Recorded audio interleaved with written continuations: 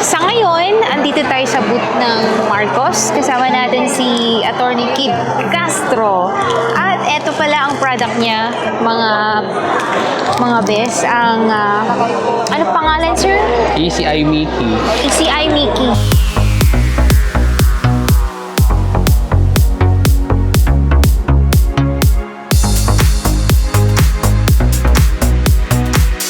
So parang ano siya, at ready na siya.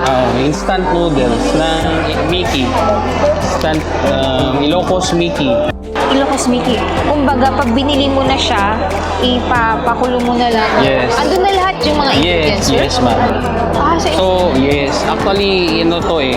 So, we all know na yung ating noodles na Mickey is only chicken. Ito hindi na kasi ano na siya, chicken, beef, pork, and shrimp. So okay siya. Yung isang pack din na ganito, meron na siyang mga nutritional kasi meron na siyang gumamit kami ng vegetable noodles. So integrate namin mga local materials na mga gulay natin like malunggay, meron na siya dito. So ganun yung Bakit naisipan mo na gumawa ng ganitong product, sir? Actually, yung kasing goal ko is more on improving our local, yung ating mga local delicacies. Like for example, di ba? Ako, may na rin akong ginawa na instant tupig actually. Pero it's still up for product testing para masyado pang ma-enhance yung kanyang shelf life. Kasi ang goal natin, we should bring our local products to other places. Yung Mickey, pag nakakain ka lang, kung gusto mong pumunta rito, so you need to visit. Eto, you can bring it home. Kaya na rin ang gagawa. Kung magpipiknik kami, may paglutuan, pwede. Pwede naman.